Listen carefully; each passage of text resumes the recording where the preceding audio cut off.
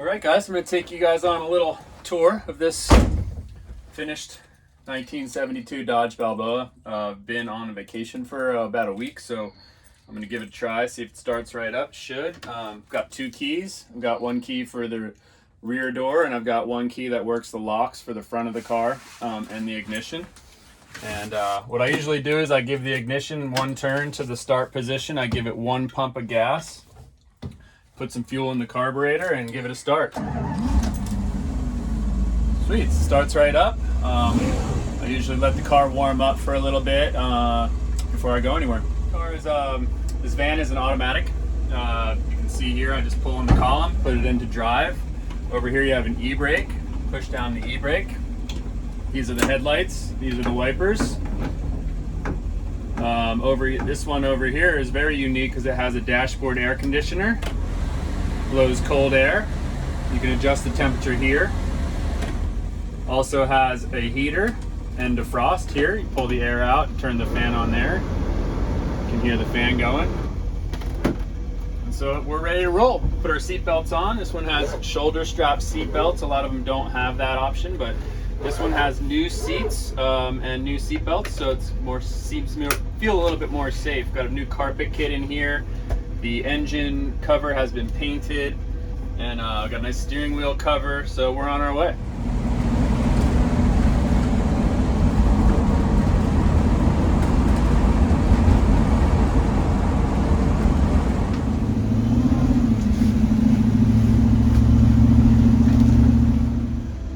All right, so we are here at a parking lot. I'm going to give you guys a tour, a little bit more about the vehicle. This is the odometer down here. It's 40,000 miles. A lot of times these odometers are one number short, so there's probably a 1 in front of there, but sometimes not. Sometimes they just haven't been used. And this one has a rebuilt engine. I'll show a picture of that.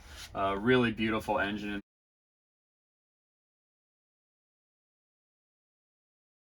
All the gauges in this area are fuel gauge works, which is a very rare thing actually. We have a fuel gauge that works, we have oil pressure, and we have the alternator. Unfortunately, the temperature sensor doesn't work, and so that's an easy fix, but I wasn't able to get to it. This is an extra starter, but it won't work unless the key is on. So this is just a starter button. It was probably put in there because the ignition wasn't working properly, and so the ignition has been replaced and the new starter's working. And then down here on our foot, we have the high beams and the low beams. So let's go ahead and take a look outside. All right, so I'm gonna go ahead and talk to you guys a little bit about Balboa Motorhomes. I've renovated about 35 of these.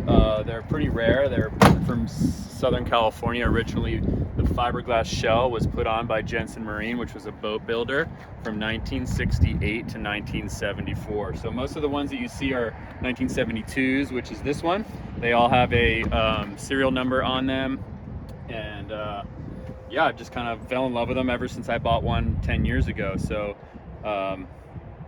let's go ahead and talk about this one. This one received an exterior paint job, new rear view mirrors. The rear view mirrors are often very rusty, but the originals are kind of hard to find. These are a little bit less expensive an option, but you can adjust them by loosening these bolts. We've got a nice chrome trim. I usually polish all the chrome and aluminum around the vehicle. The Sportsman badge. This is a Dodge Sportsman chassis, so that's the actual chassis of the vehicle. This was made by Dodge, a very common vehicle. All the parts are available at Napa or your local auto parts store. This part is the rare part, the fiberglass shell. It's lightweight, it doesn't rattle. I have these huge windows. So you can kind of see the way the fiberglass mold goes, that there's actually a spot for a stripe, or a stripe here, 3 stripes, 1 stripe. I don't like picking out stripes because a lot of times I build these for people, and customers want their own color stripe. So if someone buys this van, they will be able to have a stripe put on by me. And this is an exterior compartment where I'll show you, typically a generator would be here, but in this one we have a hot water heater, and then to have a spot here to plug in the vehicle. And I'll give you more information on that part of the van. So this hatch gets closed, it has a key. This is the original rear of the refrigerator. The original refrigerator was a 3-way refrigerator that could run on propane, gas, or electric. In this particular van, I put a 12-volt Dometic refrigerator on it so you can run it all the time, and there is solar on the roof. So these are just original vents for the original fridge, which is no longer in use. This is where you'll put the gas. Takes a regular unleaded. Every once in a while I'll put some premium in mine just to give it a little treat, maybe a little gas treatment. It's a carburetor, so it is nice to give it a gas treatment here and there. Again, new running lights. This is the toilet drain, the gray and black water toilet drain. It's very similar to any other RVs. Coming around the back, we have a spare tire, nice new spare tire cover. We have LED rear lights. All the blinkers and brake lights are now working. We've got a new license plate cover. Here's the badge I was talking about. So this is the badge that shows you what year, what number Balboa you have. And then this one has a tow hitch on it, and the entranceway, I've got a brand new door that I built. I'll show you more of that later. All right, a quick mention that this tire is a spare. It is not the same as the other 4 tires. It doesn't have the aluminum rim.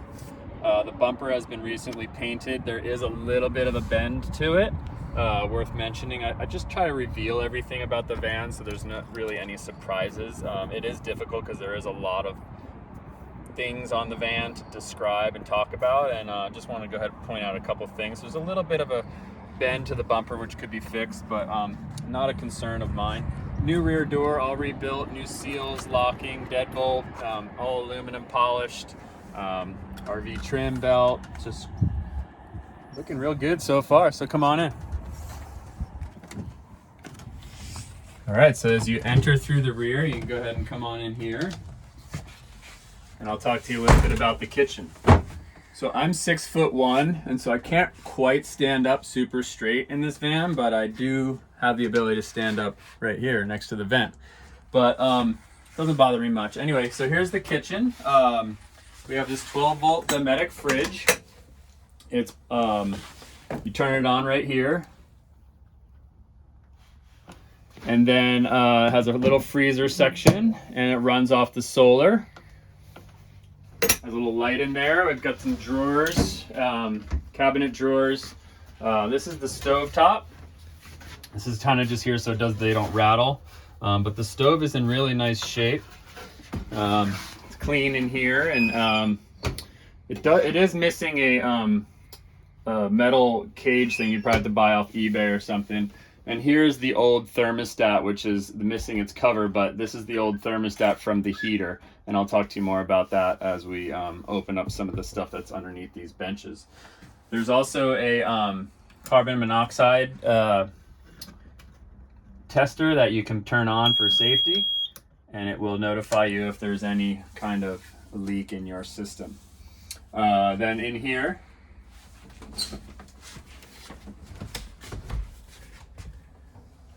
is the bathroom. So the bathroom has a shower and it has a toilet. And so this is a brand new Dometic toilet. It has a push pedal flush. And that's how the toilet flushes, and it goes into the tank that's underneath the van. This van has a 16-inch alloy rims on it, some beautiful rims, actually more of a racing tire. Creates a really smooth ride, and vehicle sits a little lower than usual, so it gives it kind of a tighter to the ground kind of feel. I'm really happy with the drivability of this van. As you come around the side here, again, we have the big windows. Underneath here, a propane tank will run the heater and the stove and the fridge if you have those items set up. But it's basically a propane tank. The propane lines are in the vehicle. In this vehicle, the propane only heats the stove, so it's just for the stove. And so the oven and the stove run off propane, and then the wiring and the propane are in there if you wanted to put the heater in. This would be the back end of the heater. It's a Suburban propane heater. This van does not have one, but it could easily be installed as the propane and the wiring is all there.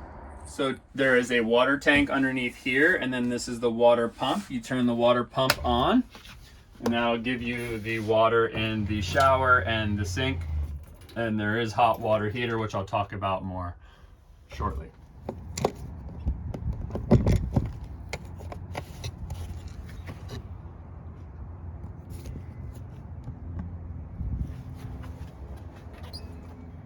Okay, so down here we have a fuse panel. This is your 12-volt fuse panel, and then this is your 110 volt. So we'll turn that on. This is the water heater. We'll turn that on. If you look in here, you'll see the hot water heater is on. You can turn the dial to set the temperature, and then the hot water line PEX runs back to the sink and the shower. And then down here, this is our main battery area. This battery could be replaced with a bigger battery or lithium batteries. This is our solar fuse panel, which is a breaker that turns off the solar panels. And there's another inline breaker box here. And so yeah, this is kind of the power source of the vehicle. And like I said, it could be upgraded. You could probably even put a power inverter in here to power this. If you had a bigger battery bank, you could power the hot water heater with a power inverter. So. This is a new vent fan. It opens up, and then you can turn on the fan, get some fresh air. Renogy, this is our Renogy solar controller, which tells you the amount of solar you have. Right now it's showing that it's full and that it's charging. Up here is a kind of a smaller area where a child or small adult could sleep. Also a great storage spot. Underneath here is our wood that we use to create this bed here. And as you can see, these cushions here open up and they're snapped here, but beautiful upholstery here in this van. And that's what gives you your bed. So as I said, I'm 6'1", and I can lay totally across this. This fan has some nice pleated curtains, original wood paneling, and great for privacy and keeping the climate comfortable in here. Sometimes it gets a little bit bright with the big windows. Got upper cabinets, all very clean. Under-mounted lights in working order. All this beautiful upholstery is in good shape. It's nice and clean. There's no tears in it. And then I'll show you this bigger bed too. Okay, so this part becomes a bed. Also, there's legs on the bottom here. So this is a really nice bed, in my opinion. I like to stay here and then use the dinette as kind of the table area. I'll show you the table as well. It goes there, but yeah, basically this is kind of the bigger bed. So you can sleep a lot of people in here. Let me go ahead and put this back. Put the legs back together.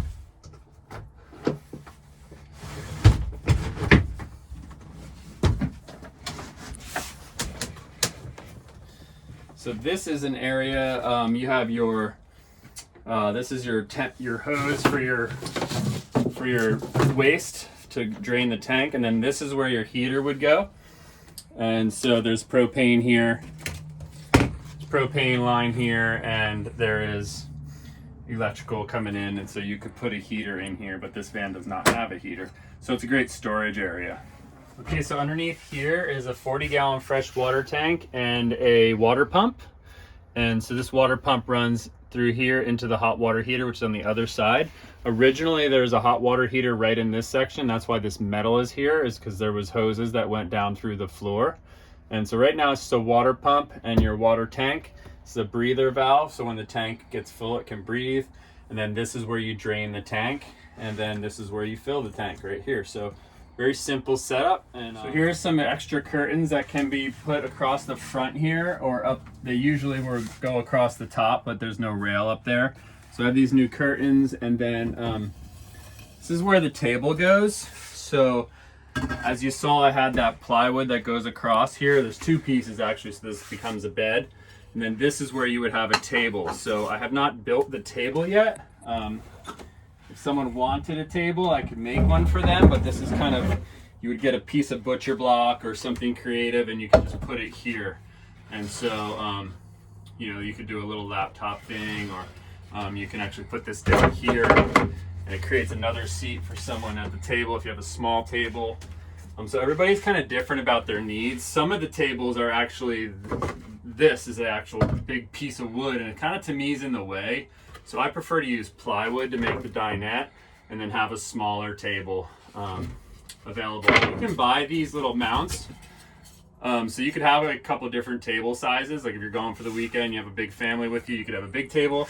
And then you could have a little small table just for like your laptop, you know, it's right here, or you know, just a little piece of wood or a little circle, or you can even buy one that are for boats and you can put one on here that has cup holders and stuff. So you can kind of get creative with what your needs are on the table. All right, also up here is a owner's manual guide book, sort of kept by the owners. It's got extra set of keys. It's got all the information about the engine rebuild that was done.